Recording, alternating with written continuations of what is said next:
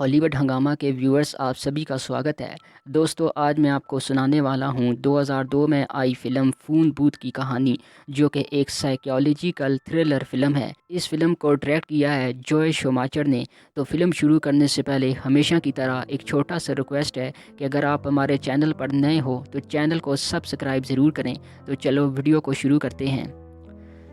کہانی کے شروع میں ہم ایک شخص کو دیکھتے ہیں جس کا نام سٹو ہے۔ پیشے سے وہ ایک پبلشر ہے۔ سٹو بہت ہی کھمنڈی اور ٹوپی باز آدمی ہے، جس نیچر کے چلتے وہ اکثر چھوٹی موٹی کمپنی کے برانڈ کو جھوٹ بول کر ان سے پیسے ہڑپنے کا کام کرتا تھا، کیونکہ وہ جھوٹ بھی اتنی کانفیڈنٹ کے ساتھ بولتا تھا کہ اس کا اٹھنا بیٹھنا بڑے بڑے سیلیبریٹی کے ساتھ ہے۔ اس پر کوئی بھی کمپنی مان لیتی تھی۔ صرف یہی نہیں، سٹو اپنے اسسٹنٹ کے ساتھ بھی بے رخی سے پیش آتا تھا۔ سٹو کی نجی زندگی کی بات کریں تو وہاں بھی سٹو اپنی بیوی کیلی کو دھوکہ دے رہا تھا، ٹریزا نام کی ایک اور لڑکی کے ساتھ اپنا افیئر چلا کر۔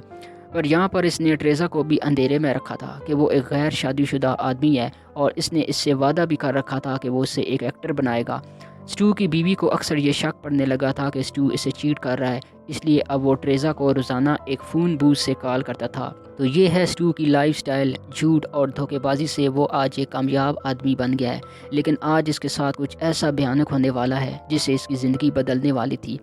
ہر روز کی طرح آج بھی سٹو شہر کے اس آخری فون بوتھ میں ٹریزا کو کال کرنے آیا تھا کہ تبھی ایک پیزا گائے اس سے پریشان کرنے آ جاتا ہے، جس کا یہ کہنا تھا کہ کسی نے سٹو کے لیے پیزا بھیجا ہے اور اس نے بل بھی پیمنٹ کر دیا ہے، جس کو سن کر سٹو بھی حیران تھا کیونکہ اس نے کوئی پیزا آرڈر نہیں کیا تھا، اور سٹو اس سے پیزا لینے سے انکار کر دیتا ہے۔ لیکن وہ پیزے والا زبردستی پیزا سٹو کو دینا چاہتا تھا، جس کی وجہ سے دونوں میں بحث ہو جاتی ہے اور آخرکار سٹو اس سے بھگا ہی دیتا ہے، اور اسے بھگانے کے بعد سٹو ٹریزا سے بات کرنا شروع کر دیتا ہے۔ کچھ دیر بات کرنے کے بعد سٹو وہاں سے جانے لگتا ہے کہ تبھی فون کی گھنٹی بجتی ہے۔ سٹو کو لگتا ہے کہ ٹریزا نے پھر سے کال بیک کی ہے۔ سٹو فون کو اٹھاتا ہے، پر فون کی دوسری طرف ایک آدمی کی آواز ہوتی ہے۔ کال کو ریسیو کرنے کے بعد سٹو کو لگتا ہے کہ اس نے شاید غلطی سے کسی اور کی کال ریسیو کر لی ہے، اس لیے وہ کالر کو رانگ نمبر کہہ کر کال رکھنے لگتا ہے۔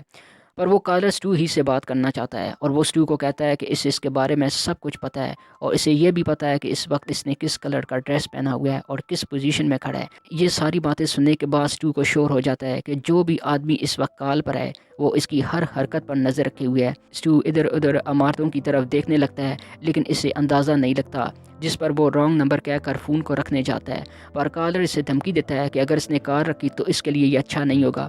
یہ سن کر پہلے تو سٹو یہ مذاق سمجھتا ہے کہ یہ شاید کوئی اسٹرگلنگ ایکٹر ہو جو سٹو سے چانس پانے کے لیے کوشش کر رہا ہو، یا کوئی ایسا آدمی جس سے سٹو نے کام کا وعدہ کر رکھا ہو اور وہ نہ کیا ہو اور وہ اس کا بدلہ دے رہا ہو۔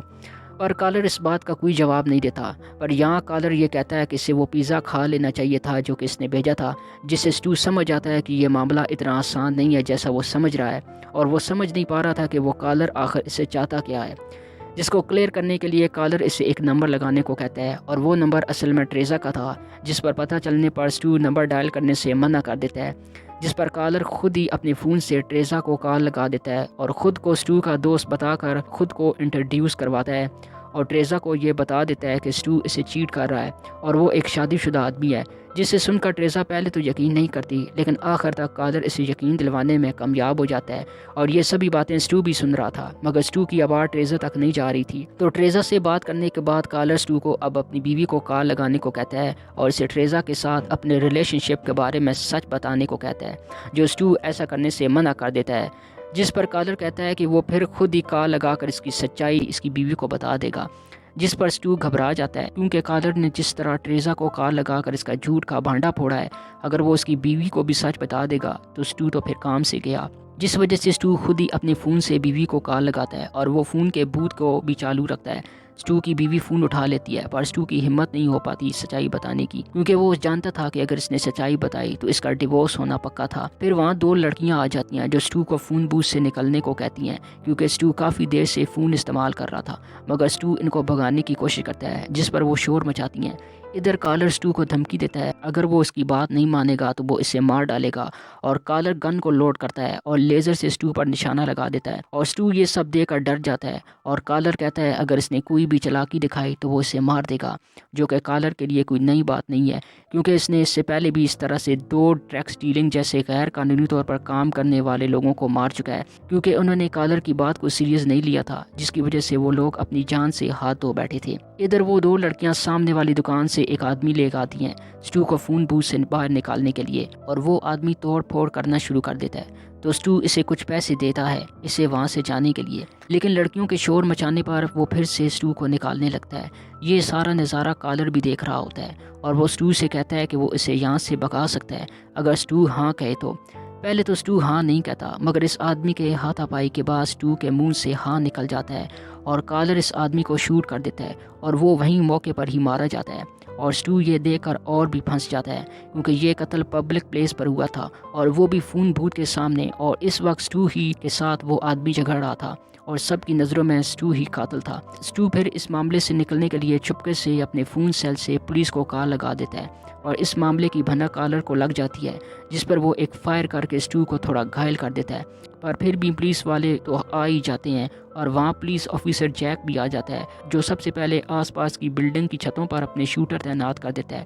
اور اس کے بعد آفیسر اسٹو کے پاس جاتا ہے بات کرنے کے لیے، جس پر کالر بھی آفیسر پر نشانہ لگائے ہوئے تھا۔ تو وہ اسٹو کو وارن کرتا ہے کہ اگر اس نے آفیسر کو کچھ بتایا تو جان اس آفیسر کی ہی جائے گی اور اس کا الزام بھی اسٹو پر لگے گا۔ اس لیے آفیسر جب اسٹو سے بات کرنے کی کوشش کرتا ہے تو اسٹو اسے کچھ نہیں بتاتا اور اسے وہاں سے جانے کو کہتا ہے اور فون بوتھ سے نکلنے سے انکار کر دیتا ہے اور کہتا ہے کہ وہ بس اپنی سیکیٹرسٹ سے بات کر رہا ہے۔ اس پر آفیسر کو اس کی حرکتیں مشکوک لگتی ہیں اور آفیسر وہاں سے چلا جاتا ہے اور اپنے دوسرے آفیسر کو کہتا ہے کہ اسٹو جس سے بھی فون پر بات کر رہا ہے اس کی کرنٹ لوکیشن اور صحیح ڈیٹیل نکالے۔ اب وہاں میڈیا والے بھی آ جاتے ہیں جو لائیو اس معاملے کو کوریج کر رہے تھے، تو کیلی اسٹو کو ٹی وی پر دیکھ کر موقع واردات پر پہنچ جاتی ہے اور اسٹو بھی کیلی کو دیکھ لیتا ہے اور کالر اسٹو سے بات کرتے ہوئے کہتا ہے اس نے اس کے لیے بھوت کی شیڈ پر کچھ رکھا ہے، جو کہ چیک کرنے پر وہ ایک پستول ہوتا ہے، جس پر اسٹو بولتا ہے کہ اسے کچھ بھی نہیں ملا، کہ تبھی وہاں ٹریزا بھی آ جاتی ہے جس پر کالر کا دھیان چلا جاتا ہے اور کیلی کو بھی نوٹس کر لیتا ہے،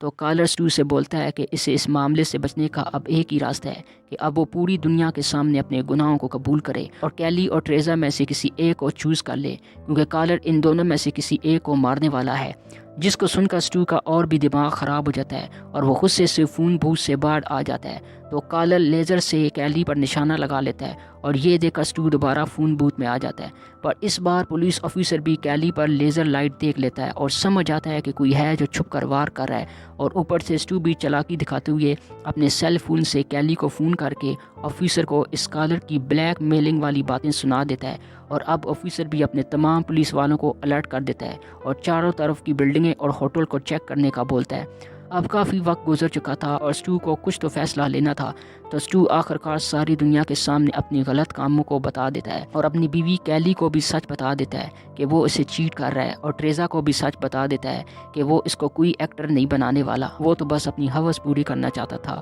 اور وہ ہمیشہ جھوٹ اور دھوکے سے خود کو دنیا کے سامنے بڑا شخص دکھاتا آیا ہے۔ اصل میں تو وہ بس ایک عام آدمی ہے جو خود کو اچھے کپڑوں کے ساتھ اپنے خامیوں کو چھپاتا ہے۔ اسٹو کی یہ باتیں سننے کے بعد وہاں سبھی لوگ اور میڈیا والے ایموشنل ہو جاتے ہیں اور ٹیزا بھی رونے لگتی ہے، پر ان سب میں کالر شامل نہیں تھا، وہ تو اسٹو کو یہاں سے زندہ جانے نہیں دے گا، جو وہ بتا بھی دیتا ہے۔ پر اسی بیچ آفیسر کو کالر کی لوکیشن کا پتہ لگ جاتا ہے اور وہ بلڈنگ کے اس کمرے میں پولیس والوں کو بھیج دیتا ہے اور اسٹو کو بھی یہ بات بتا دیتا ہے۔ یہ بات پتہ چلتے ہی اسٹو کالر کو بولتا ہے کہ تمہارا کھیل اب ختم ہو چکا ہے، میں نہیں اب تم مرنے والے ہو، کیونکہ پولیس والوں کو تمہارا لوکیشن پتہ چل گیا ہے۔ جس کو سن کر کالر بھڑک جاتا ہے اور کہتا ہے وہ تو مرے گا لیکن اپنے ساتھ کسی کو تو لے جائے گا، اور وہ کیلی پر نشانہ لگا لیتا ہے اور اسٹو بھی اب نہیں رکتا اور وہ گن لے کر فون بوتھ سے باہر نکل آتا ہے اور چلاتے ہوئے کالر کو اسے شوٹ کرنے کو بولتا ہے کہ تبھی ایک گولی آ کر اسٹو کو لگتی ہے، پر یہ گولی اوپر ایک پولیس والے نے ماری تھی جو کہ ایک ربڑ بلٹ تھا، جس سے اسٹو بچ جاتا ہے۔